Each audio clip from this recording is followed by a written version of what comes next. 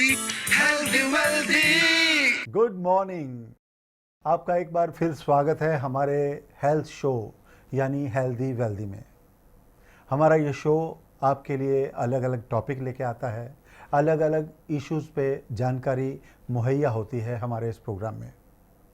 आज के इस प्रोग्राम में हम एक शरीर के ऐसे हिस्से के बारे में बात करेंगे जो हमारे शरीर को कमांड करता है, यानी हमारे जो हाथ चलते हैं, पाँव चलते हैं या कोई भी अंग काम करता है तो उसकी कमांड के बिना नहीं कर सकता। अगर ये कमांड करना बंद कर दे तो हम बिल्कुल लाचार हो जाएंगे। आज हम बात करेंगे ब्रेन के बारे में और इसके बारे में जानकारी देंगे हमारे एक्सपर्ट डॉक्टर। ब्रेन क्या है, कैसे काम करता है, इसके बारे में जानकारी लेने से पहले हम बात करेंगे मॉर्निंग एक्सरसाइज की, योग की। योग हमारे लिए कितना महत्वपूर्ण है। सुबह की एक्सरसाइज, योग या सुबह की सैर हमें तंदुरुस्त रखती है और अगर शरीर तंदुरुस्त है, दिमाग तंदुरुस्त है तो हम तंदुरुस्त कहलाएंगे। आज हम जानेंगे हमारे योग एक्सपर्ट से योग के बारे में। आइए देखते हैं हमारा ये सेगमेंट योग।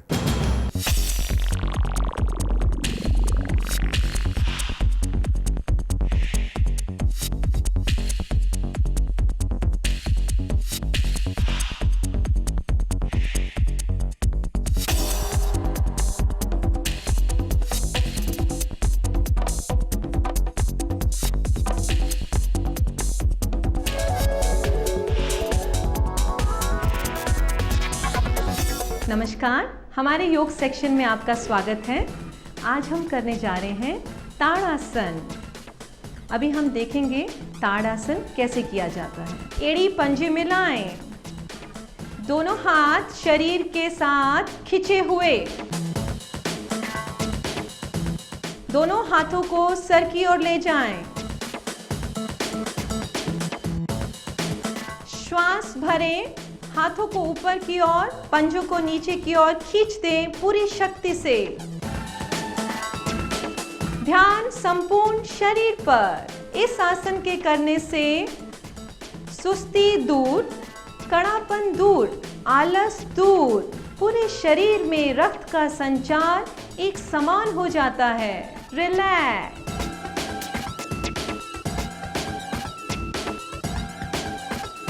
करने जा रहे हैं वज्रासन, एकमात्र आसन जो खाना खाने के बाद किया जा सकता है। एड़ी पंजे मिलाएं,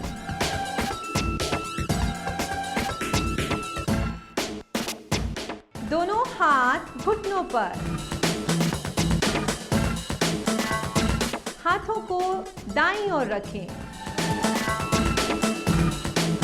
दोनों पैरों को एक साथ घुमा दें।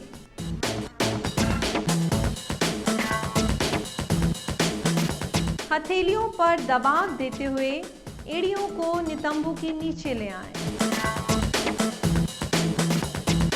दोनों हाथ घुटनों पर। ध्यान दोनों आईब्रोज के बीच में 1.5 इंच पीछे।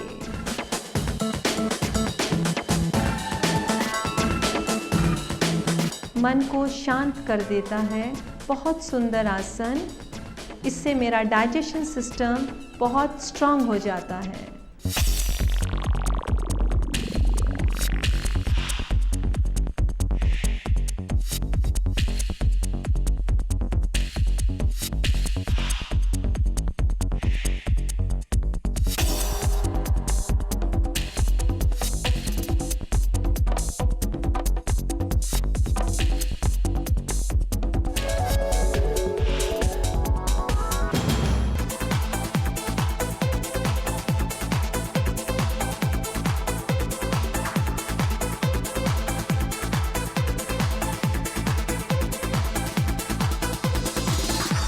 Hello friends, my self Shilpi Tandon.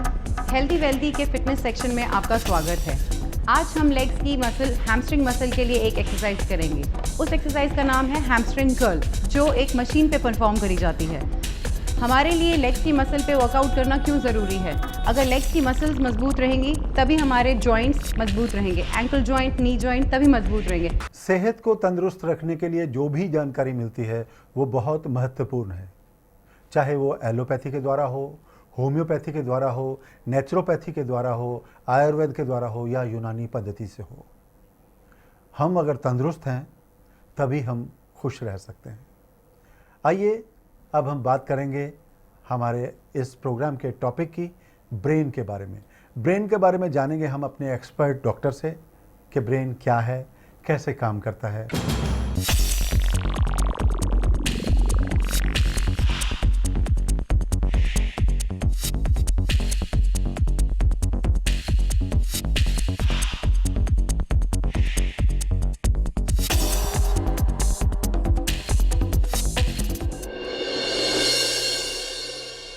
Brain ऐसी चीज़ है जो एक डिफाइन करता है कि इंडिविजुअल कौन है, कैसा है। ये हमारे highest level of learning, thoughts, जो हमारे इमोशंस हैं, ये हमारे ब्रेन डिसाइड करता है। ब्रेन के 4 अंग होते हैं, 4 पार्ट्स होते हैं, the 2 cerebral hemispheres, the brain stem और सेरेबेलम, जिसमें हमारी मेमोरीज रहती हैं, हमारे डिसीजन मेकिंग, हमारा थॉट्स रहते हैं। ये ब्रेन हर आदमी का यूनिक होता है, हर आदमी में डिफरेंट होता है। हमारे जो थॉट्स हैं, जो डिसीजन मेकिंग है, जो लर्निंग है, सब कुछ is govern by the brain. Brain के 4 हिस्से होते हैं, the 2 cerebral hemispheres, the cerebellum और ब्रेन स्टेम। सबसे ऊपर का जो पोर्शन होते हैं, they in the form of 2 cerebral hemispheres, जिनके बीच में ब्रेन स्टेम होता है।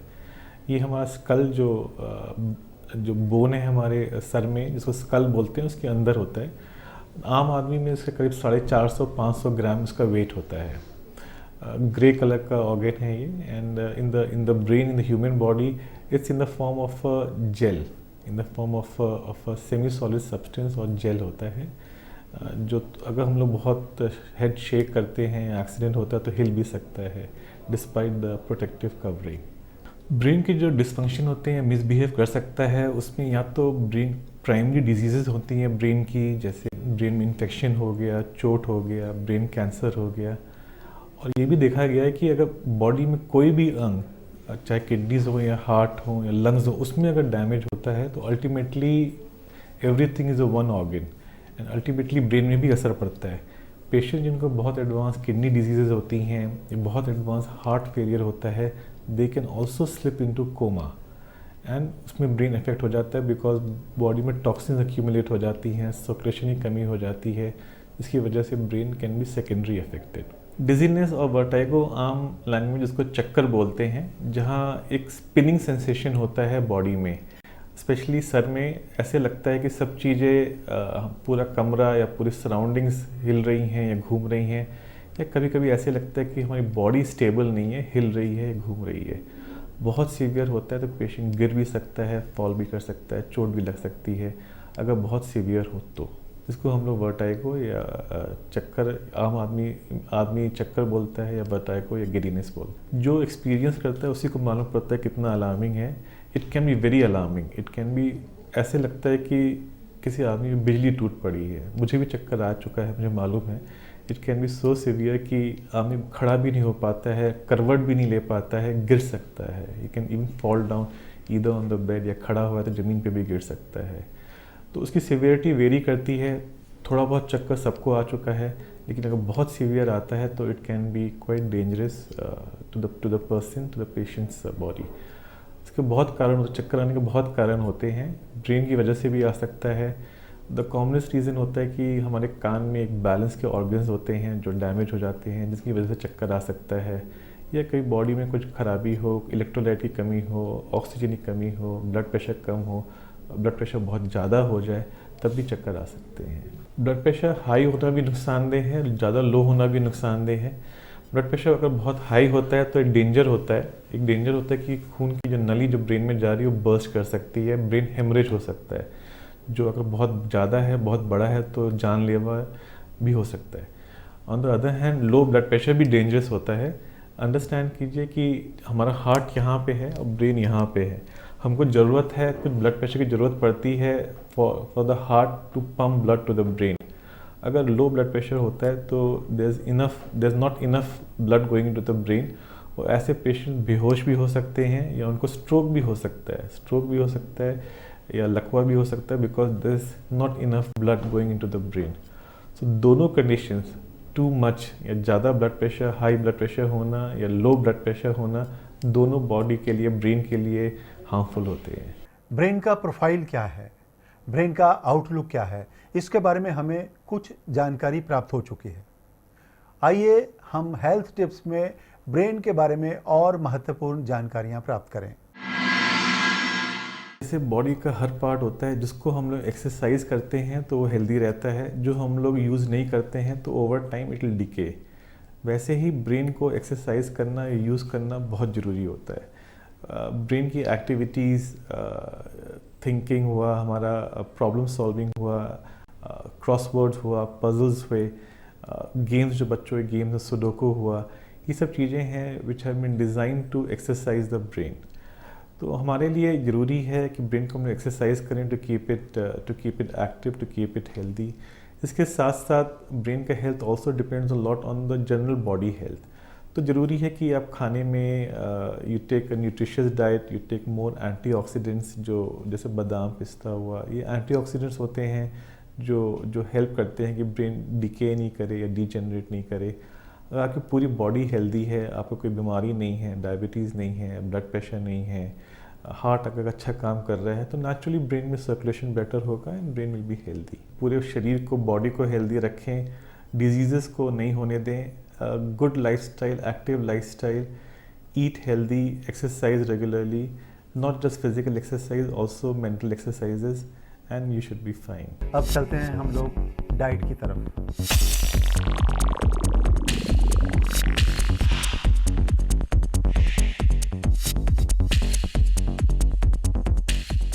नाश्ते में हम कुछ अनाज, कुछ प्रोटीन और कुछ फल सब्जियों का यानी कि विटामिन और मिनरल का समावेश कर सकते हैं। उसके बाद लंच और ब्रेकफास्ट के बीच में जो समय रहता है उसमें हम फल ज़्यादा मात्रा में ले सकते हैं या सलाद ले सकते हैं या कुछ तरल पदार्थ ले सकते हैं जैसे छाछ, लस्सी, नारियल पानी, ये चीज़ें ले सकते हैं, जिससे कि हमारा पूरे दिन का पानी का जो हमें पूरा दिन लेना है उसमें से कुछ मात्रा हमारी इसमें भी चली जाएगी। चाय कॉफ़ी का कम इस्तेमाल करें। उसके बाद दोपहर के खाने में जैसे दालें अगर इंक्लूड करते हैं तो वो प्रोटीन आ जाता है, दही आ जाती है तो प्रोटीन आ जाता है, सलाद आ जाता है तो फ्रूट्स आ जाते हैं, सब्ज़ी लेते हैं और दाल, चावल या चपाती तो अनाज आ जाता है। इस तरीके से एक संतुलित आहार बन जाता है। इसी प्रकार शाम का, रात का खाना और दिन के खाने के बीच में भी कुछ ना कुछ हल्के स्नैक्स, जिनमें कि अच्छी मात्रा में फ्रूट और वेजिटेबल्स इंक्लूडेड हों, या तो फल ले लें उस टाइम पे या फिर कुछ सब्ज़ी से बना हुआ हल्का स्नैक्स ले सकते हैं। और 3 बड़े मील्स लेने की बजाय अगर हम 6 छोटे मील्स लेते हैं तो उससे वज़न भी नहीं बढ़ता और जो आजकल क्रॉनिक बीमारियां चल रही हैं, डायबिटीज़, हाइपरटेंशन, ये भी होने की संभावना कम हो जाती है। इसके साथ साथ बीच बीच में 8-10 ग्लास पानी पूरे दिन में या फिर नारियल पानी, नींबू पानी, सूप, जूस, छाछ, लस्सी, ये लेते रहना बहुत आवश्यक है।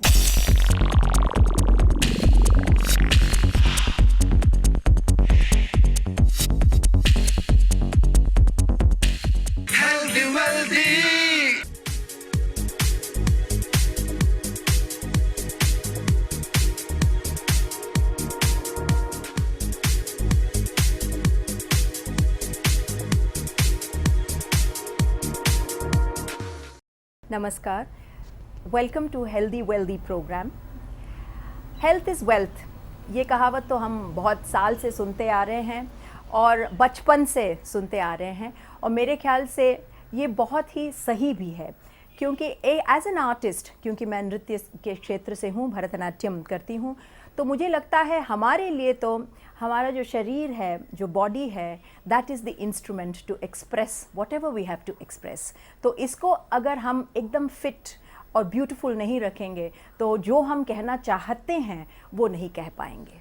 आप जब 20s में हैं तो आपको लगता है कि आप में बहुत कुछ करने की क्षमता है, आप बहुत अपने टैलेंट को हॉर्न करते हैं, बहुत रियाज़ करते हैं, और आपको लगता है कि गाड़ी ऐसे ही चलेगी, इसी लेवल पे आप काम कर सकेंगे, लेकिन जब आप 30s में आते हैं आप रियलाइज़ करते हैं कि छोटे छोटे प्रॉब्लम्स शुरू हो जाते हैं। तो आप जो 20s में ध्यान करके इन्वेस्ट करेंगे वो आप 30s में जाके उसका फ़ायदा उठा पाएंगे। उसी तरह आप 30s में इन्वेस्ट करेंगे तो आपके 40s अच्छे जाएंगे। तो मुझे लगता है कि थ्रू आउट आपकी जो जर्नी है, आप हाउस मेकर हो सकते हैं, आप प्राइम मिनिस्टर ऑफ इंडिया हो सकते हैं, कुछ भी हो सकते हैं, लेकिन health is something so crucial to everybody. जैसे जैसे आपका आर्ट फॉर्म और सोफिस्टिकेटेड और आपको लगता है कि आप और उसमें इन्वॉल्व्ड हैं और डेप्थ जैसे ज़्यादा होता जाता है, उसी तरह आपका बॉडी उसी तरह आपको फेल ना करें, इसके लिए आपको बहुत सारे प्रिकॉशंस लेने पड़ते हैं। तभी जाके आप देखते हैं आज 70s में 80s में भी हमारे क्लासिकल डांसर्स डांस करते हैं। तो कैसे करते हैं? केवल विल पावर से नहीं होता है, ये एक बहुत ही डिसिप्लिन्ड लाइफस्टाइल से होता है। ये उसमें कहने की ज़रूरत नहीं है कि आदतें आपकी अच्छी होनी चाहिए और नियमित रूप से व्यायाम करना, बिकॉज़ आई फील आज के जनरेशन में सब कुछ जल्दी हो जाना चाहिए और कुछ भी एक डिसिप्लिन तरीके से रोज़ करने की जो आदत है वो डाल नहीं पाते हैं आज के यूथ। तो मुझे लगता है कि to not to be in and out of things, to do some things regularly for yourself and for your body is very important. हमारे पास आपके बहुत से सवाल आए हैं, बहुत से मेल आई हैं, लेकिन हम माफ़ी चाहेंगे कि हम सबको इस प्रोग्राम में शामिल नहीं कर पाएंगे क्योंकि हमारे पास वक्त की कमी है। हमने कुछ ऐसे ईमेल्स को चुना है जो सब सवालों के साथ काफ़ी हद तक रिलेट करते हैं। आइए हम इस सेगमेंट में चलते हैं जिसका नाम है सवाल जवाब।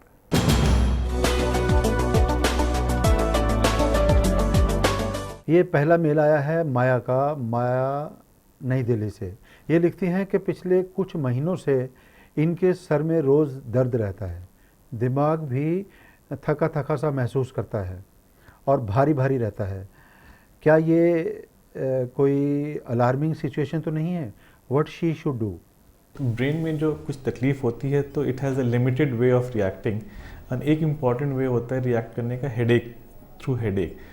हेडेक के बहुत से कारण होते हैं। आई वुड सजेस्ट कि माया जी शुड शो और doctor should show a neurologist and एक बार उनको एग्जामिन करने दें कि हेडेक क्यों हो रहा है। हेडेक के बहुत कारण होते हैं। It could be something very simple कि एंग्जाइटी है या स्ट्रेस है, but it could be something little bit more dangerous कि ब्रेन ट्यूमर हो रहा है या कुछ स्पेसिफिक टाइप ऑफ हेडेक जिसको माइग्रेन बोलते हैं, वो शुरुआत हो रही है उनको। She should definitely show a neurologist and get herself examined. दूसरा प्रश्न पूछ रहे हैं मध्य प्रदेश से राकेश शर्मा। ये लिखते हैं कि इनका बेटा जो कि 6 साल का है बहुत देर से रिस्पॉन्ड करता है, एक छोटी सी बात समझने में भी उसे टाइम लगता है। ऐसा क्यों हो रहा है, इसके बारे में बताइए। क्या ये क्योरेबल है? तो हम लोग स्लो लर्नर्स बोलते हैं। कुछ बच्चे होते हैं फॉर वट एवर रीज़न, कभी कभी ब्रेन डैमेज की वजह से, जिनकी IQ थोड़ा स्लो होती है, जो लर्न करने में या सीखने में, पढ़ाई करने में थोड़ा स्लो हो जाते हैं। they may not be normal. I mean, they may be normal or they may not be normal. Again, a doctor उनको एग्जामिन करेगा, उनका IQ टेस्टिंग करेगा और डिसाइड करेगा कि कोई बीमारी है या सिर्फ स्लो लर्नर्स हैं। वो हो सकता है कुछ भी नहीं हो सकता है कि it may beginning of a disease. Again slow learners के या जिनको पढ़ाई में दिक्कत होती है, ऐसे बच्चों को एग्जामिन करना चाहिए। Neurologist should examine the child and then decide कि क्या चीज़ बेस्ट होती है इनके लिए। ब्रेन हमारे लिए एक जादूगर का काम करता है। इसने इतने मिरेकल्स किए हैं, हमें जगह जगह पर सपोर्ट किया है, हमारे लिए नई नई इन्वेंशंस की हैं जो हमारे दिनचर्या में हर वक्त काम आती हैं। दिमाग शांत रखिए। दिमाग शांत होगा तो कई मसलों का हल आसानी से मिल जाएगा। मुस्कुराते रहिए, सही सोच रखिए। अब आज्ञा दीजिए। Have a nice day.